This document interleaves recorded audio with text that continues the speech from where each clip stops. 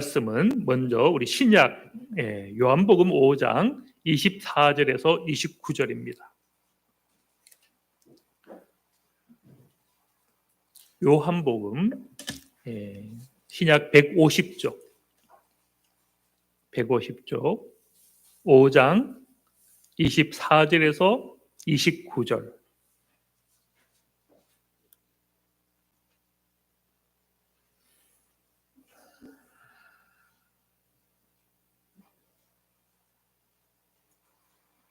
제가 받들어 봉독합니다. 내가 진실로 진실로 너에게 이르노니 내 말을 듣고 또 나 보내신 이를 믿는 자는 영생을 얻었고 심판에 이르지 아니하나니 사망에서 생명으로 옮겼느니라. 진실로 진실로 너에게 이르노니 죽은 자들이 하나님의 아들의 음성을 들을 때가 오나니 곧 이때라. 듣는 자는 살아나리라. 아버지께서 자기 속에 생명이 있음 같이 아들에게도 생명을 주어 그 속에 있게 하셨고 또 인자됨으로 말미암아 심판하는 권한을 주셨느니라. 이를 놀랍게 여기지 말라. 무덤 속에 있는 자가 다 그의 음성을 들을 때가 오나니 선한 일을 행한 자는 생명의 부활로 악한 일을 행한 자는 심판의 부활로 나오리라. 아멘. 계시록 20장 11절에서 15절입니다. 요한계시록 20장 11절에서 15절입니다. 420쪽 신약 420쪽 요한계시록 20장 11절에서 15절입니다.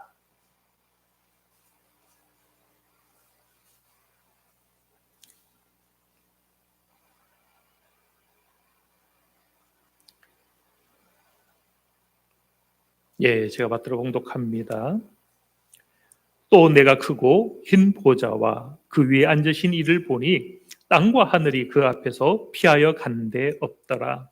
또 내가 보니 죽은 자들이 큰 자나 작은 자나 그 보좌 앞에 서 있는데 책들이 펴 있고 또 다른 책이 펴졌으니 곧 생명책이라.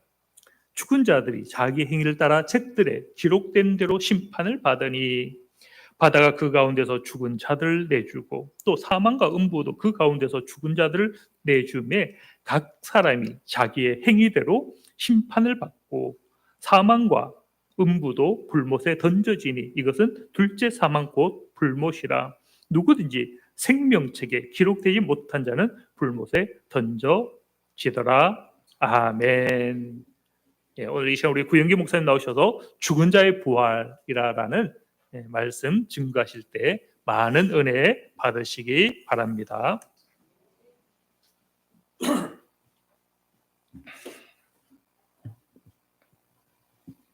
할렐루야.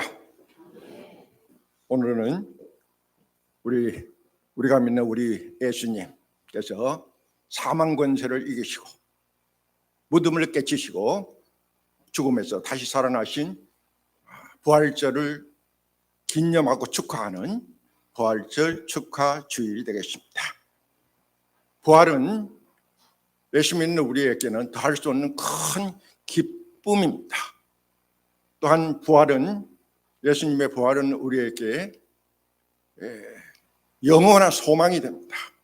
하늘까지 이어지는, 이 땅에서뿐만 아니라 하늘나라에까지 이어지는 소망이 됩니다. 그런가 하면 부활은 우리가 무엇이든지 어떤 어려운 가운데서도 이기고 승리할 수 있는 능력이 되는 줄로 믿습니다.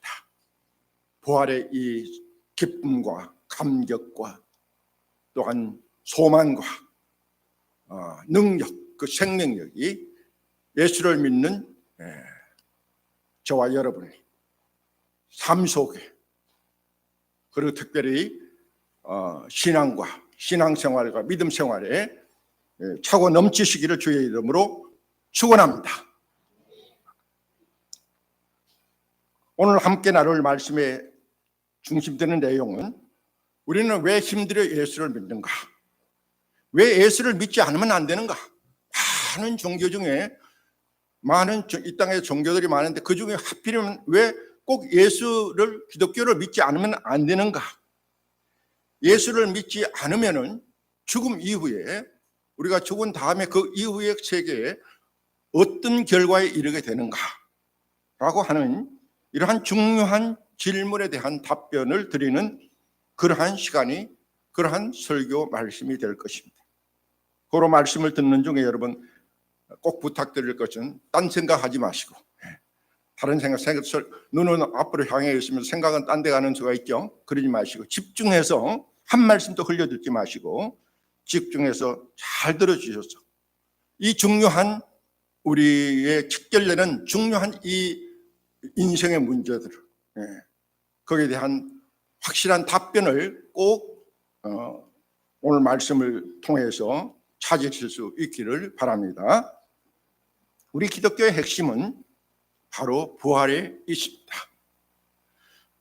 제가 자주 드리는 말씀입니다마는 우리 기독교를 하나의 집으로 비유를 해보면 그 집을 받치는 큰 기둥이 4개가 있습니다. 그런데 그 기둥을, 4개의 기둥은, 첫 번째 기둥은 뭘까요? 상식적으로 생각합니다. 첫 번째 기둥은 우리 기독교를 바치고 있는, 우리 기독교 신앙을 하나의 집이라고 비유를 할 때 그 4개의 집을 바치는 기둥이 있습니다. 첫 번째 기둥은 창조 신앙. 천지 만물과 우리 인간을 하나님께서 창조하셨다라고 하는 창조 신앙이 첫 번째 기둥. 두 번째는 우리의 죄를 대속하신 십자가의 신앙입니다. 예수 그리스도께서 우리의 죄를 대속하셔서 십자가를 지시고 돌아가셨다. 십자가의 신앙. 세 번째가 바로 그러나 돌아가셨으나 다시 살아나셨다 라고 하는 부활의 신앙. 그 다음에 마지막 4번째는 부활하신 주님께서 반드시 다시 오신다 라고 하는 재림의 신앙. 이 4가지가 우리 기독교를 받쳐주는 4개의 기둥이 되겠습니다. 다시 한번 반복합니다. 첫 번째가 창조신앙, 두 번째가 십자가신앙, 세 번째가 부활의 신앙, 4번째가 재림의 신앙. 이걸 확고하게 믿어요. 이 4가지를 잘 풀이해 주는 말씀이 사도신경 신앙 고백, 이 4가지를 거기 포함하고 있습니다. 그래서 사도신경이 아주 중요합니다. 그것을 우리는 신앙으로, 믿음으로 고백합니다. 그것이 바로 예수 믿는 사람. 이 4가지 기둥 중에서도 가장 중심이 되고 핵심이 되는 기둥은 바로 다름 아닌 부활이라고 말할 수가 있습니다. 주님의 부활은 우리 기독교 신앙의 생명 그 자체라고 해도 과언이 아닙니다. 만일 주님의 부활이 없었다고 한다면, 만에 하나라도 주님이 죽으셔서 저 예루살렘 어느 근처에 그 무덤이 지금도 거기 있다라고 한다면은 우리 기독교는 결단코 이 땅에 이렇게 오늘처럼 존재할 수도 없었을 것이라고 저는 확신합니다. 여러분 한번 생각해 보십시오. 사형수가 되어서 십자가를 지고 비참하게 죽어간 그 예수, 그 누가 그 예수를 믿을 것입니다. 아무도 믿으려 하지 않을 것입니다. 따라서 주님의 죽음과 함께 기독교는 라고 하는 것이 이 땅에 존재할 수도 없는 그런 결과에 이르고 말았을 것입니다. 그러나 주님께서 죽으셨으나 아주 죽지 않으시고 죽음을 이기시고 다시 살아나셨기 때문에, 무덤을 깨치고 부활하셨기 때문에 오늘 우리가 믿는 이 기독교가 이렇게 존재하게 된 것이, 예수를 믿는 저와 여러분, 이것을 잠시도 잊지 말아야 합니다. 저는 가끔 혼자 이런 생각을 해봅니다. 만일 우리 예수님이 다시 사신 부활이 없었다고 한다면 예수를 믿는 우리는 어떻게 되는 것인가? 그 대답은 얼른 생각해도 바울 사도께서 말씀하신 것처럼 예수 믿는 우리가 가장 어리석고 불쌍한 사람이 되고 말 것이라고 생각됩니다. 만일 그리스도 안에서 우리가 바라는 것이 다만 이 세상의 삶뿐이라면 모든 사람들 가운데 우리가 가장 더욱 불쌍한 자이리라 라고 하는 고린도전서 15장의 말씀, 바로 그대로가 될 것입니다. 여러분 한번 생각해 보십시오. 정말 그렇지 않겠는가? 이 따뜻한 봄날에 이 좋은 때 꽃 피고 오늘 보니까 진달래까지 활짝 다 피었더라고요. 예. 일주일 동안 방 안에 있어서 집에 있어서 산을 안 봤더니 진달래가 피었는지 안 피었는지 몰랐는데 진달래가 다 활짝 피었고 개나리가 활짝 피었고 완전한 봄. 이 좋은 때에 들로 산으로 나가서 마음껏 놀을 그런 때인데 그러지도 못하고 일평생 동안 주일만 되면 꼬박꼬박 교회에 나와서 성전에 나와서 예배를 드리고 너무나 귀한 이 일요일에 주일에 쉬는 시간에 우리가 다 이 성전에서 보내고 있다고 하는 사실이 얼마나 불쌍하고 어리석은 그런 사람의 일이 아니고 무엇이겠습니까? 또한 그뿐만 아니라 수입의 10분의 1이라고 하는 적지 않은 만만찮은 그런 11조를 떼어서 교회에 드리고 그뿐만 아니라 감사헌금, 주일헌금, 절기헌금, 오늘 또 부활절이면 부활절 축하헌금 이런 헌금들을 우리가 교회에 드리는 우리가 얼마나 한심하고 불쌍하고 어리석은 사람이 아니고 무엇입니까? 무엇 하나 아쉬울 것도 없고 부족한 것도 없는 사람들이 최대한 자기를 낮춰서 겸손한 자세로 때에 따라서는 비굴할 정도로까지 굽신거리면서 믿지 않는 사람 하나를 교회로 인도해서 전도하기 위해서 힘쓰고 애쓰는 그런 일들이 얼마나 바보 같은 그런 일이 아니고 무엇이겠는가 말입니다. 만일 죽은 자들이 도무지 살아나지 못하면은 어찌하여 우리가 언제나 위험을 무릅쓰리요? 내가 사람의 방법으로 에베소에서 맹수와 더불어 싸웠다면 내게 무슨 유익이 있으리요? 죽은 자가 다시 살아나지 못한다면 내일 죽을 터이니 먹고 마시자 하리라. 죽은 자가 다시 살아나지 못한다고 한다면 내일 죽을 것이니까 얼마나 있으면 죽을 것이니까 죽으면 다 끝이니까 그냥 먹고 마시고 즐기면서 살 것이라. 고린도전서 15장 29절 말씀 바로 그대로 정말로 죽은 자들이 부활이 없다고 한다면 믿지 않는 사람들처럼 우리도 눈에 보이는 이 세상의 것들만을 쫓아서 살면서 쾌락과 즐거움을 쫓아 살면서 마음껏 마시고 즐기면서 사는 것을 그저 제일로 여기면서 그렇게 살아갈 것입니다. 그러나 여러분 죽은 자들이 결코 죽음에 아주 머물러 있지 아니하고 때가 되면 반드시 무덤에서 다시 살아나게 되는 줄을 확실히 믿을 수 있기를 바랍니다. 우리에게는 영생이 있습니다. 영원히 사는 부활이 반드시 있는 줄을 여러분 조금 더 의심 없이 확실하게 믿을 수 있어야 합니다. 고로 예수 믿는 사람들은 그 부활의 그날을 위하여서 눈에 보이는 이 세상의 쾌락이나 이 세상의 좋은 것들을 따라 살지 아니하고 주의 몸된 교회를 위하여 헌신하며 봉사하며 이런 일을 하는 것을 조금 더 아깝게 생각지 않고 헛된 일이 아닌 줄로 그렇게 믿고 우리가 행하는 줄로 압니다. 이 믿음이 여러분 확고부동해야 합니다. 결코 이 믿음에 단 한 점의 흔들림이나 의심이 있어서는 안 됩니다.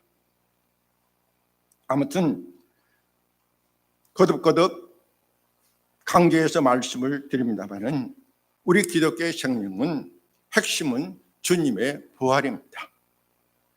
그리고 아울러 장차 우리들 자신들도 또한 부활한다라고 하는 거기였습니다. 주님만 부활하신 것이 아니라 우리도 부활한다는 것입니다.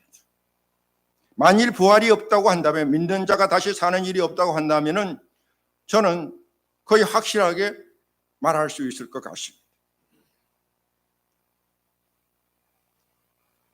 우리 기독교는 결코 이 세상에 오늘과 같이 이렇게 존재할 수도 없었고 존재하지 못했고 벌써 아득한 옛날의 흔적도 없이 사라지고 말았을 것이라고 하는 것입니다.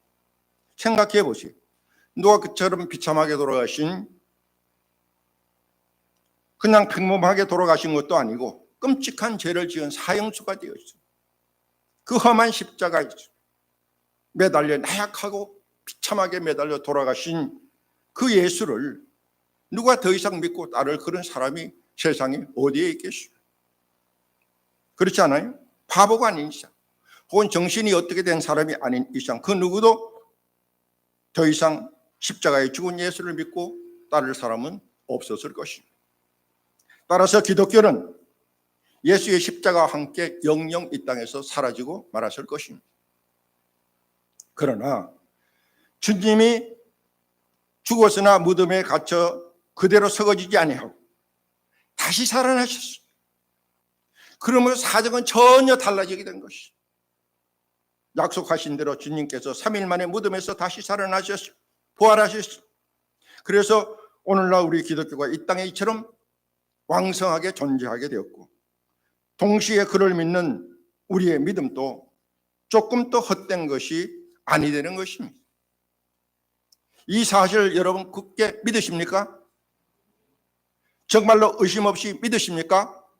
한 점도 의심이 없습니까? 확실하게 믿을 수 있습니까? 예, 그러셔야 됩니다. 근데 성경을 읽으면서 저는 생각할수록 참 유감스럽고 이해하기 어려운 일이 하나 있습니다. 그것은 다름 아닌 주님 부활하신 바로 그날 아침 2024년 전에 주님 33년 사셨으니까 한 2000년 전에 부활의 현장에 부활하신 그 주님의 그 무덤을 깨치고 부활하신 그날 그 아침 그 현장에 그 누구 한 사람 이 사실을 알고 이것을 예측하고 믿고 기다리고 있었던 사람이 단 한 사람도 없었다고 하는 사실. 그 누구 하나 주님이 부활하실 거라고 믿고 주님의 무덤에 가서 기다리고 있었던 사람이 한 사람도 없었다고 하는 것이 참 이해가 되지 않고 또 유감스럽게 이럴 때가 없다라고 그렇게 생각이 됩니다. 그렇지 않습니까? 혹 처음부터 예수님을 전혀 믿지 않고 부인했던 그런 사람들은 뭐 그렇다 할지라도 3년 동안이나 주님을 따르면서 그 제자로서 가르침을 받았던 제자들이 주님이 분명히 말씀하셨습니다. 약속하셨습니다. 어떻게 해요? 내가 죽으나 아주 죽지 않고 죽은 후에 다시 3일 만에 살아나리라. 내가 죽지 않고 다시 살아나리라. 내가 죽으나 그러나 3일 만에 다시 살아나리라. 복음서에 보면은 한 번도 아니고 거듭거듭 3번씩을 반복해서 되풀이해서 주님께서 이렇게 다시 살아나실 것을, 십자가에 돌아가실 것이지만은 그러나 죽지 않고 다시 살아나실 것을 제자들에게 말씀하셨습니다. 약속하셨습니다. 그럼에도 불구하고 단 한 명의 제자도 그 말씀을 믿고 그 말씀을 기억하고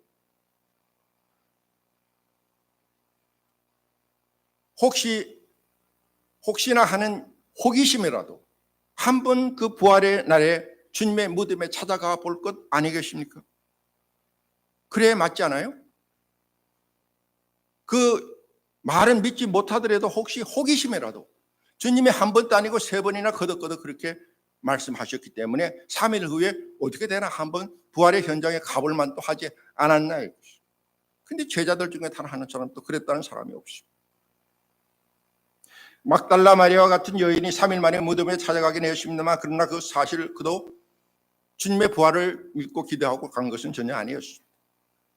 그래서 우리가 뭐 사모제나라는 그런 말이 있듯이 그런 식으로 무덤을 3일 후에 무덤을 찾아가는 것처럼 무덤이 어떻게 됐나 보러 그렇게 찾아갔을 뿐이에요. 때문에 주님의 빈 무덤을 발견하고는 죽은 시체를 도둑 맞은 줄로 알고 살아나신 주님께서 그 눈앞에 나타나셨음에도 불구하고 전혀 알아보지 못하고 동산직인 줄 알고 무덤직인 줄 알고 당신이 우리 주님의 내 주의 시체를 어디다가 숨겼습니까? 어디로 가져갔습니까? 내놓으십시오. 시체를 도둑 맞은 줄 알고 시체를 내놔라 그렇게 말했던 것이죠. 그리고 11명의 제자들도 주님이 부활하신 후에 저들 앞에 직접 나타나서 그 얼굴과 그 몸을 보여주셨음에도 불구하고 주님을 보고 기뻐하고 감격해 하기는커녕 마치 무슨 유령을 보는 것이죠. 오직하면 주님께서 오늘 말씀이 그렇잖아요. 내 몸과 내 옆구리를 만져봐라. 유령은 이런 몸이 없대. 나는 몸이 있지 않느냐. 유령으로 생각했던 거예요.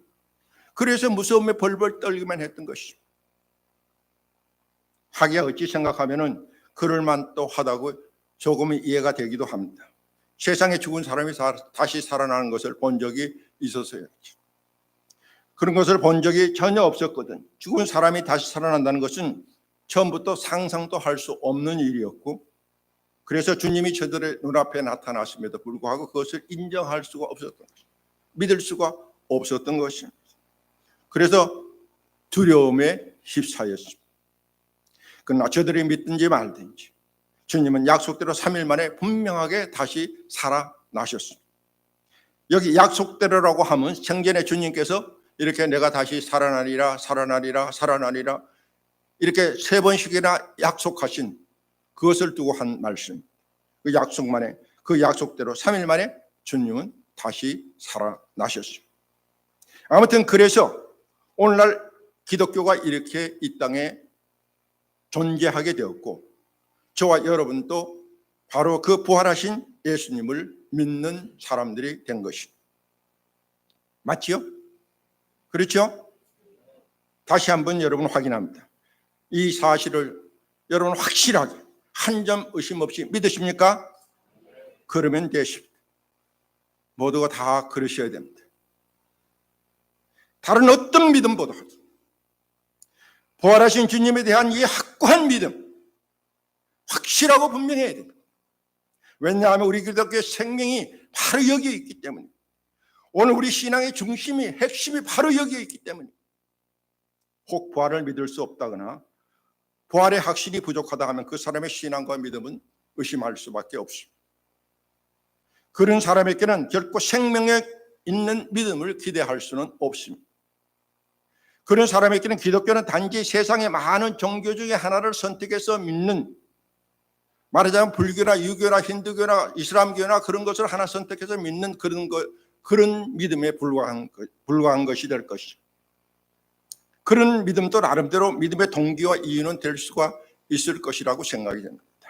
선하게 잘 살고 착하게 살고 사람답게 사는 윤리 도덕을 가르침을 배울 수가 있기 때문에, 예수님이 가르치신 산상수훈의 말씀을, 산상보훈의 말씀, 마태복음 5장에서 7장에 이르는 말씀을 여러분 차근차근히 다시 한번 자세히 읽어보죠. 세상에 얼마나 윤리적인 귀한 가르침들이 거기에 기록되어 있습니다. 세상에 어느 종교가 원수를 사랑하라고 가르치는 종교가 있습니다. 한마디로 예수님은 원수까지도 사랑하라고 이렇게 가르치는 최고의 윤리, 최고의 도덕, 최고의 귀한 말씀들이 거기에 기록되어 있어서 우리는 산상보훈이다, 보배 같은 가르침이다, 그렇게 말합니다.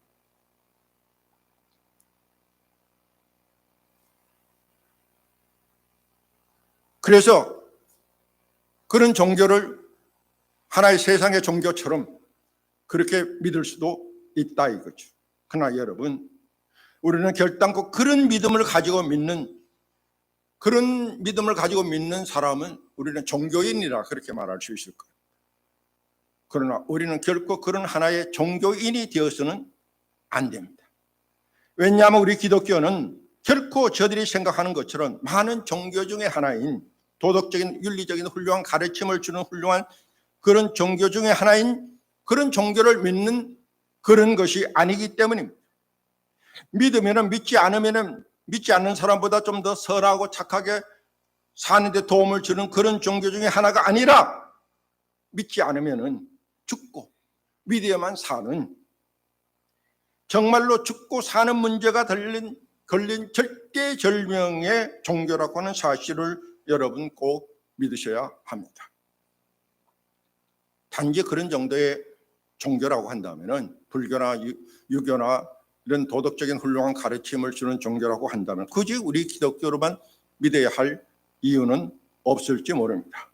왜냐하면은 그런 종교도 좋은 가르침을, 훌륭한 가르침을 주는 그런 종교이기 때문입니다. 그러나 그런 종교를 우리는 다 제쳐놓고 꼭 우리 기독교를 믿어야 될 이유가, 이 기독교를 믿지 않으면 안 되는 이유가 분명히 따로 있습니다. 그것은 바로 다름 아닌 우리 예수님께서 죽음에서 다시 살아나셨다고 하는 이 부활 때문입니다. 바로 이 사실이 기독교는 여타 다른 종교와는 근본적으로 다른, 우리 기독교와는 다른 종교와는 비교할 수 없는 독특한 그런 종교이고, 우리가 이 기독교를 믿지 않으면 안 되는 절대적인 이유가 되는 것입니다. 이것을 여러분 잠시도 잊어서는 안 됩니다.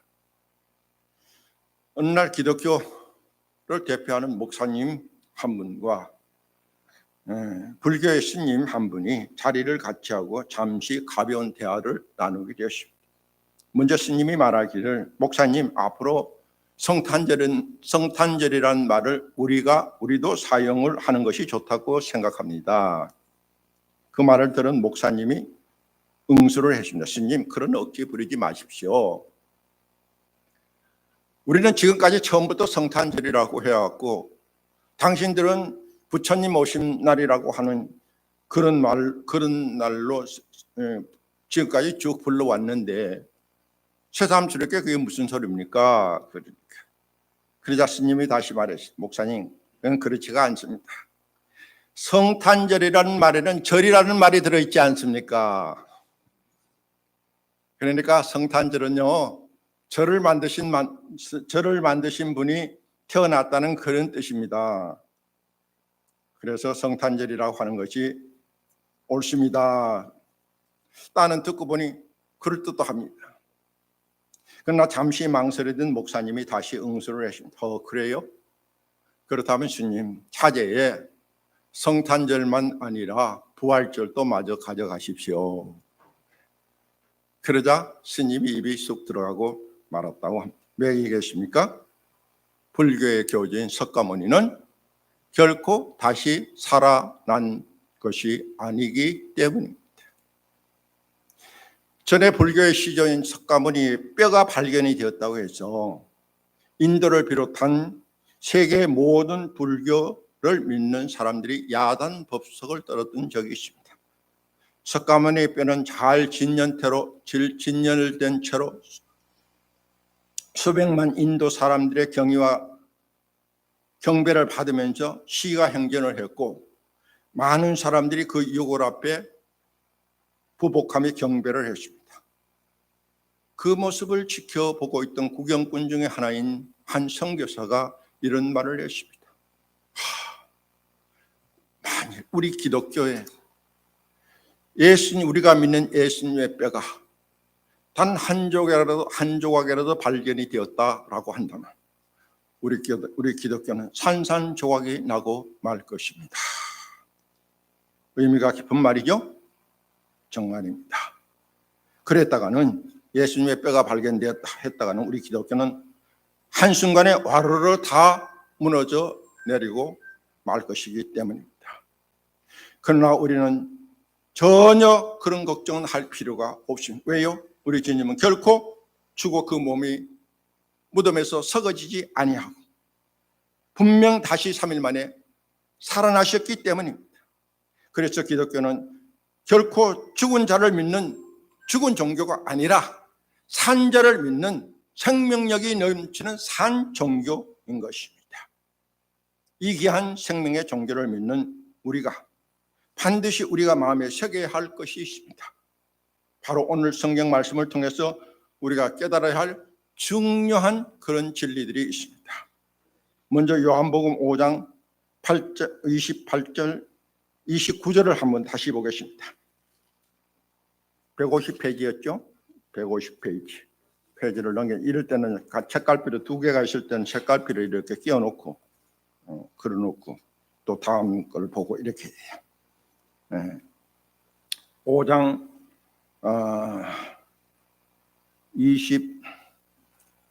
28절에서 29절을 우리가 같이 한번 읽어보겠습니다. 시작. 이를 놀랍게 여기지 말라. 무덤 속에 있는 자가 다 그의 음성을 들을 때가 오나니. 그렇죠? 무덤 속에 있는 사람들이 음성을 듣는다 라고 하는 것은 무엇을 의미합니까? 아주 죽으면 음성을 들을 수가 있습니까? 없습니까? 들을 수가 없잖아요. 이건 뭔가 살아난다는 것이죠. 자, 그래서 어떻게 된다고요? 29절 시작. 선한 일을 행한 자는 생명의 부활로, 악한 일을 행한 자는 심판의 부활로 나으리라. 이 말씀을 보면 무엇을 알 수 있는가? 부활은 결코 예수님 한 분에 국한된 것이 아니라 우리 모두가, 모든 사람들이 다 부활하게 된다라고 하는 사실을 알 수가 있습니다. 그리고 계시록, 오늘 읽은 또 요한계시록 20장 12절에는 죽은 자들이 물은 대선하고 하나님의 심판대 앞에 서게 될 것이라. 이것을 일컬어서 일명 백보자 심판이라. 흰 보좌에 앉으신 하나님의 심판이라고 하는 그런 말로 부르기도 합니다. 그 심판대 앞에서 심판을 받는 모습을 볼 수가 있습니다. 이 말씀으로 볼 때 우선적으로 부활은 모든 사람들이 다 하게 된다는 사실을 알 수가 있습니다. 때가 되면, 다시 말해서 마지막 심판날에 이르게 되면 태초로부터 한번 이 땅에 태어났다 죽은 사람들은 무덤에는 흔적도 없어요. 어떤 사람은 화장을 해가 다 태우고 가루로 날려 보내버렸는데 어디서 찾습니까? 그 무덤을 걱정하는 분이 있는데 그건 걱정할 필요 없어요. 어차피요, 우리 육신은요 오래되면 다 썩어지고 흔적도 없어져요. 몇십 년, 몇백 년 정도 지나면 뼈라도 있지만은 몇천 년이 지나면 뼈도 없어요. 경주 상령총이라는 데 가보세요. 그 임금님의 무덤들이 있었던 곳인데 흔적도 없어요. 몇천 년 되면요 아무것도 다 사라져요. 흔적도 없어져요.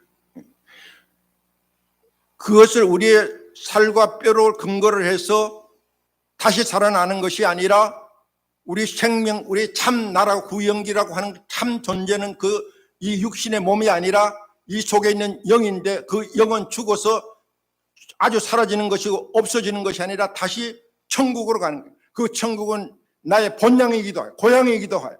내가 태어난 곳은 경상북도 선산군 구미시인데 거기가 고향이 아니라 내 진정한 고향 하늘나라에서 보냄을 받은 거예요.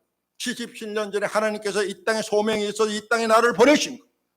그때 그 본향으로 다시 나는 돌아가게 되는 것이. 한 번 태어났던 사람들은 아무튼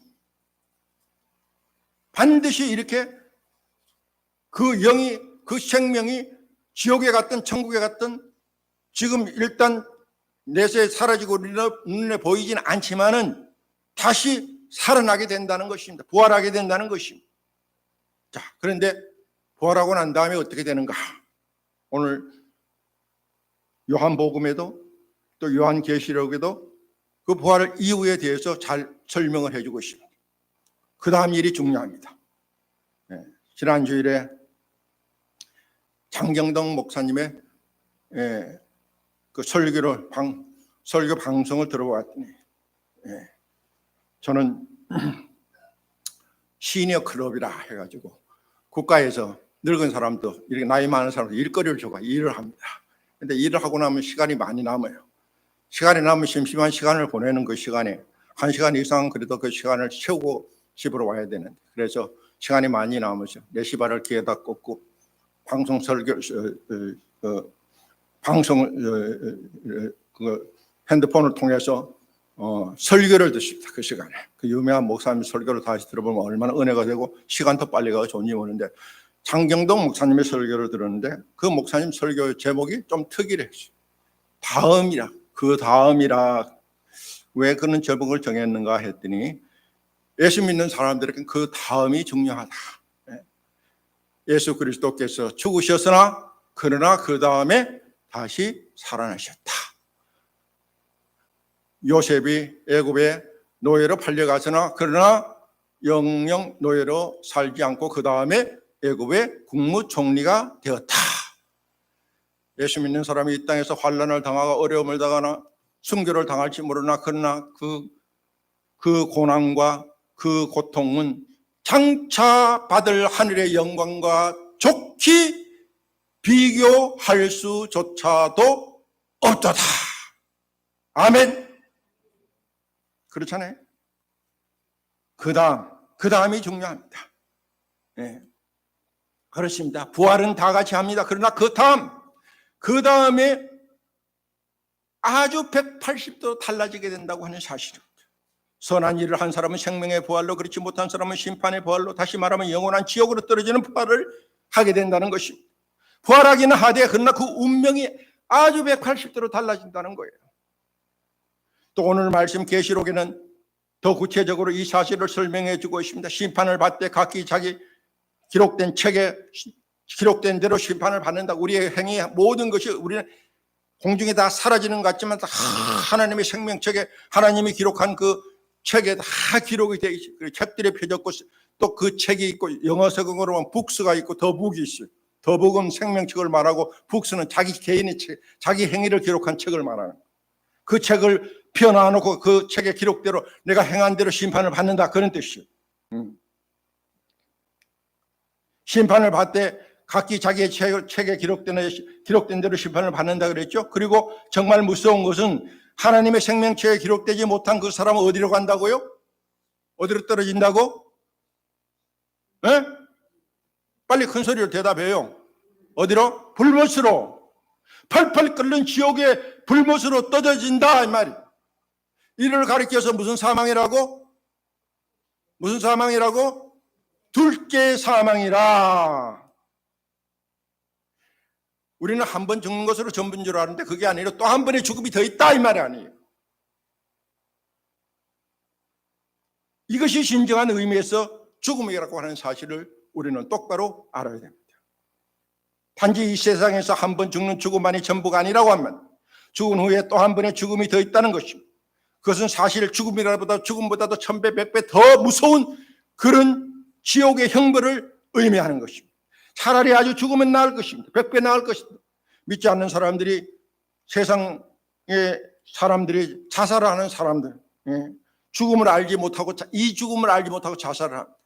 살아가다 힘들고 고통스럽고 어려운 일이 많으면 스스로 목숨을 끊고 자살을 합니다. 그 자살하는 사람은 그 자살로, 죽음으로써 이 세상의 모든 고통을 다 끊을 수 있다, 거기서부터 이별할 수 있다, 단절할 수 있다고 그렇게 믿고 그렇게 죽습니다. 그러나 여러분, 천만의 말씀, 결코 그 죽음이 전부가 아니라고 하는 것을 우리는 똑바로 알아야 돼요.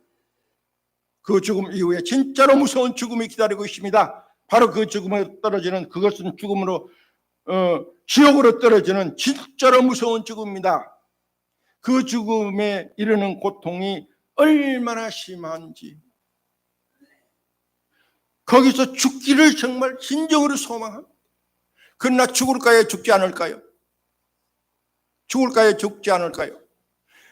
너무 고통스러우니까 죽기를 소원하는데 죽을까요? 안 죽을까요? 예. 요한계시록, 다시 요한계시록으로 갑니다. 요한계시록 9장 6절을 찾습니다. 9장 6절 앞으로 넘겨서 9장 6절을 정말 또 오늘 말씀 똑바로 들으셔야 됩니다. 정신 바짝 차리고 들으셔야 돼요. 그래서 오늘 말씀만 잘 듣고 이것만 확실하게 믿으면 내일 돌아가셔도 걱정 하나도 없어요. 걱정할 것도 없어요. 일정 예수를 믿지 않고 오늘 말씀 하나만 분명히 믿고 마음에 새기고 확실히 믿으면 내일 돌아가셔도 천국 가요. 믿습니까? 네. 얼마나 중요한 말씀을 지금 드렸는데 정신 바짝 차려 들으세요. 9장 6절을 같이 읽습니다. 9장 6절 찾았어요? 자, 시작. 그날에는 사람들이 죽기를 구하여도 죽지 못하고 죽고 싶으나 죽음이 그를 피하리로다. 얼마나 무섭습니까? 상상만 해도 끔찍한 무슨 말씀. 죽기를 구해도 죽지를 않는다는 게 이게 문제인 거예요. 이게. 부활은 다 같이 합니다. 예수를 믿었던 사람이나 믿지 않은 불신자나 다 살아나요. 그러나 그 다음에 운명이 극과 극으로 달라지게 된다라고 하는 것이, 바로 이것을 알기 때문에, 이것을 믿기 때문에 오늘 우리는 아무리 힘들어도, 아무리 예수 믿는 것이 재미가 없어도, 예수 믿는 것이 꼭 손해를 보고 바보 같은 짓을 하는 것 같은 그런 생각이 들 때도 있지만, 그러나 믿지 않으면 안 되고, 믿되 끝까지, 죽을 때까지, 숨 넘어갈 때까지 믿지 않으면 안 되는 이유가 바로 여기에 있습니다. 이 사실을 여러분 믿으실 수 있습니까? 네, 꼭 믿으셔야 됩니다. 믿으신다면 이제 게으름 피지 마시고, 어영부영 믿으려 하지 마시고, 농담처럼 믿으려 하지 마시고, 더 확실하고 분명하게 태도를 정하시고 그렇게 믿으셔야 합니다. 우리 박이점 집사님이 정 권사님 돌아가신 후에 이렇게 교회를 열심히 나오셔서 얼마나 기쁜지 모르겠습니다. 저는 우리 박이정 집사, 우리라는 말을 붙이고 싶어요. 얼마나 반가우시오. 제가 이렇게 권사님을 통해서나 이렇게 제가 그 사정을 알지요. 한때 교회 집사 신명까지 받고 교회 열심을 다했던 분이 교회에 큰 실망을 하시고, 그래서 발을 끊고 오랫동안 나오지 않으신 걸로 압니다. 그러다가 예수님, 우리 권사님이 사랑하는 아내가 떠나고 난 다음 이렇게 다시 교회에 나오시는데 얼마나 반갑고 고마운지 모르겠습니다. 왜 나오실까 저는 생각해 봤습니다. 사랑한 아내가 예배 드리던 성전에 나와서 그 흔적을 더듬어 보려고 나오시는 것일까? 아니면은 권사님이 떠나가시면서 당신 꼭 교회에 나가세요, 그래서 천국에서 만납시다, 이혼을 하셔서 나오시는 것일까? 아니면 마음이 허전하셔서 위로를 받으러 나오시는 것일까? 그런 이유도 다소 없지 않아 있을 수가 있습니다. 그러나 저는 결단코 장담하건대 그것만이 교회 나오시는 절대적인 이유는 아니라고 저는 생각합니다. 그러면 그 절대적인 이유는 뭐냐? 나도 천국 가야 되기 때문에, 우리 집사람처럼 나도 천국 가야 되기 때문에, 천국 가려면 예수를 믿어야 되기 때문에, 그래서 교회 나오신 줄로 저는 확실히 믿습니다. 맞습니까? 집사님 맞습니까? 한번 대답해 보세요. 제 짐작이 맞습니까? 네, 아마 100% 맞을 것이죠. 맞습니다. 얼마나 잘하셨는지 모릅니다. 얼마나 인생 일대 살면서 제일 잘하신 것입니다. 잘 선택하셨습니다. 오늘 말씀을 듣고 마음에 깊이 잘 새기시고, 그래서 열심히 살아 있을 동안 성경 읽고 또 교회에 나오시고 말씀 듣고 그러면은 믿음이 자라고 성장하고 점점 더 확고해지고, 그러면 내일 돌아가셔도요 천국 가서 전 권사님 만날 수 있습니다. 만일에 그렇지 않았다면, 유감스럽지만 천국 가서 전 권사님 만날 수가 없습니다. 네. 이성국 집사님도 게으름 많이 피우시는데 이제 앞으로 게으름 피우지 마시고 열심히 나오세요. 열심히 나오셔야 되는, 아무리 힘들어도 나오셔야 돼요. 그 이유가 바로 이것 때문에, 왜 저 목사가 왜 저렇게 오늘 목이 터져라고 저렇게 부르짖듯이 절규하듯이 저렇게 소리를 지르는가? 그것이 너무 중요하기 때문에. 이건 살고 죽는 문제가 정도가 아니잖아요. 영원한 문제. 그러니까 이렇게 안타깝게 말씀을 드리니 꼭 기억하시고, 그래서 우리가 하나님 앞에 부름을 받는 그날까지 힘들어도 죽어도 이 예수를 포기할 수가 없는 것입니다. 이 기이한 믿음, 이 믿음이 너무나 중요해요. 근데 오늘 요한복음 5장 24절을 다시 찾습니다. 우리 평소에도 자주 찾아봤던 말씀인데, 자, 우리는 천국에 가는데 거기에서 이제 심판을 받는데, 선한 일을 한 사람은 선한 대로, 악한 일을 한 사람은 악한 대로 심판을 받아 천국과 지옥으로 갈라지는데, 우리는 거기에서 심판을 받을까요, 안 받을까요? 예? 요한복음 5장 24절 같이 읽습니다. 시작. 내가 진실로 진실로 너희에게 이르노니 내 말을 듣고 나 보내신 이를 믿는 자는 영생을 얻었고 심판에 이르지 아니하나니, 심판에 이르지 아니하나니, 그렇죠? 이 말씀이 중요해요. 사망에서 어떻게 했다고요? 생명으로 이미 옮겨졌느니라. 할렐루야. 이미 과거가 된 거예요. 이미 우리의 생명은 심판에서 어떻게 됐다고 생명으로 옮겨졌다. 사망에서 생명으로 옮겨졌고, 우리는 예수를 믿는 우리는 심판에 이르지 아니하나니. 근데 이 천국에 갔더니 그 백보자 심판 앞에, 하나님 심판대 앞에 갔더니 하나님이 그러시는 거예요. 야, 너 심판 좀 받아보자. 너 책 내놔라. 그러면 그때 여러분 하나님께 뭐라고 말씀을 드려야 되겠어요? 예? 예? 하나님, 그게 무슨 말씀입니까? 하나님이 깜빡깜빡 하십니까? 하나님 뭐라고, 우리 예수님 뭐라고 약속하셨는데요? 예수를 믿은 자는 심판에 이르지 아니한다. 제외된다. 면제된다. 말씀하셨는데 무슨 새삼스럽게 심판이라고 하십니까? 그러면 하하, 그렇구나. 그리고 통과, 할렐루야. 바로 예수 믿는 사람에게 주어진 축복이 바로 이거란 말이에요. 우리의 행위대로 하자면은, 여러분, 우리가 심판을 받아 지옥에 떨어질 만한 죄가 있어요, 없어요? 있어요, 없어요? 저도 여러분보다도 더 선해 보이고 착해 보이는 저도, 목사도 수천 번 지옥에 떨어질 만한 죄를 엄청나게 많이 지었어요. 죄인으로 말하자면 말할 수 없는 죄인이요. 네? 여러분이나 저나 다 똑같아요. 하나도 다를 것도 없어요. 집사나 권사나 뭐가 달라요? 다 그 도토리 키재기지, 거기 있지.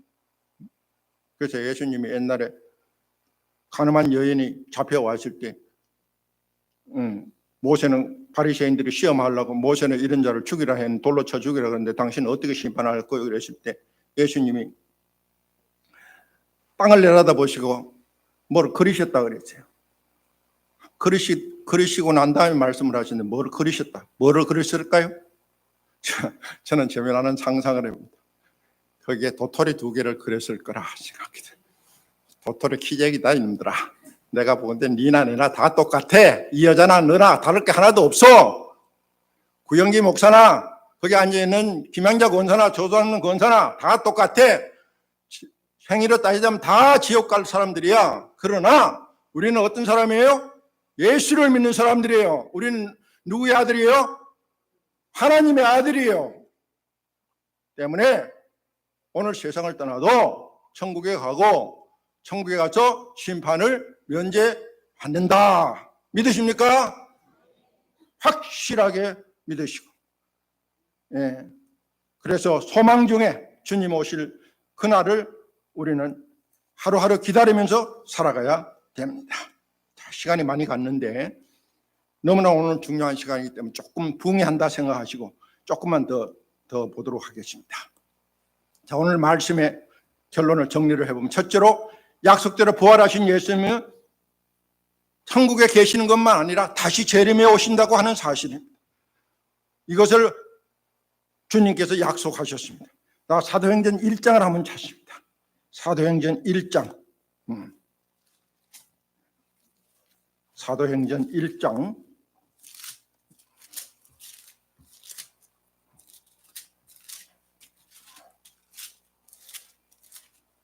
빨리 찾으려면 잘 안 찾아져.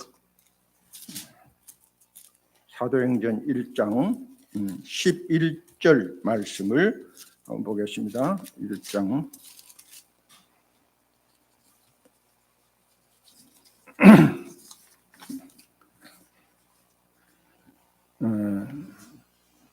사도행전 9절에서 11절 말씀을 봅니다. 9절 같이 한번 시작. 이 말씀을 마치시고 그들이 보는데 올려져 가시니 구름이 그를 가려 보이지 않게 하더라. 올라가실 때에 제자들이 자세히 하늘을 쳐다보고 있는데 흰옷 입은 2사람이 그를 곁에 서서 이르되 갈릴리 사람들아 어찌하여 서서 하늘을 쳐다보느냐. 너희 가운데서 하늘로 올라가신 이 예수는 하늘로 가심을 본 그대로 오시리라. 다시 오시리라 이 말씀입니다. 요한복음 14장을 한번 찾습니다. 요한복음, 오늘 읽은 요한복음 14장, 요한복음 14장 1절에서 3절 말씀을 한번 봅니다. 요한복음 1절에서 3절까지를 같이 시작. 너희는 마음에 근심하지 말라. 하나님을 믿으니 또 나를 믿으라. 내 아버지 집에 거할 곳이 많도다. 그렇지 않으면 너희에게 일러주리라. 내가 너희를 위하여 거처를 예비하러 가노니 가서 너희를 위하여 거처를 예비하면 내가 다시 와서 너희를 내게로 영접하여 나 있는 곳에 너희도 있게 하리라. 다시 오신다 그래서 안 그랬어요? 네, 분명히 다시 오신다. 이렇게 다시 오실 것을 약속하셨습니다. 오늘 저와 여러분 이 예수님을 우리가 굳게 믿습니다. 그러나 유감스럽지만 우리가 그날과 그 시는 정확하게 알 수 없습니다. 이것은 예수님도 모르고 하나님도 하나님만이 아신다 그랬어요. 그래서 우리는 항상 깨어 있으라고 예수님께서 당부하셨습니다. 오늘 오실지 내일 오실지 몰라요. 그래서 어떤 목사님은 아침에 일어나고 주님 오늘 오시렵니까? 오늘 오십니까? 이렇게 인사를 하면서 하루를 출발했다고 합니다. 그러나 그 주님은 다시 오신다. 근데 오실 때 도적과 같이 오신다 그랬죠. 유감스럽지만 좀 말이 좀 뭐 그렇지만은 도적처럼 그렇게 오신다 그랬어요. 마태복음 24장 42절에 보면 주님 말씀하시기를 그러므로 깨어있으라. 어느 날 어느 시에 주가 임할지 알지 못하리라. 너희도 아는 바니 만일 집주인이 도둑이 그 어느 시각에 올 줄 알았다면 깨어있어 그 집을 뚫지 못하게 하리라. 그러므로 너희도 준비하고 있으라. 생각지 않을 때에 인자가 오시라. 생각지 못한 그 순간에 인자가 오신다. 두 번째로 그러면 주님께서 이 세상에 오시는 목적이 무엇인가? 아무 목적이 오시는가? 목적 없이 오시는가 하면 그렇지 않습니다. 분명한 목적을 가지고 오시고 목적이 뭔가? 영벌을 받을 자와 영생에 들어갈 자를 심판하기 위해서입니다. 곧 다시 말해서 천국 갈 자와 지옥 갈 자를 심판하기 위해서 오시고 끝까지 믿고 죽음을 지킨 자는 영생의 부활로 그러나 믿지 않는 불신자는 지옥의 형벌로 떨어지게 될 그것을 심판하시기 위해서 그것을 가르치기 위해서 다시 오신다. 네. 그러나 믿는 우리들은 조금 더 걱정할 필요가 없다. 왜요? 아까 보았던 요한복음 5장 24절의 말씀. 우리는 심판에서 면제되었다는 사실. 이것이 우리에게 주어진 예수 믿는 자에게 주어진 지금과 내세까지 이어지는 가장 큰 축복 중에 축복하지만 우리는 물질적인 어떤 건강의 축복 이것을 축복하는 그게 아니에요.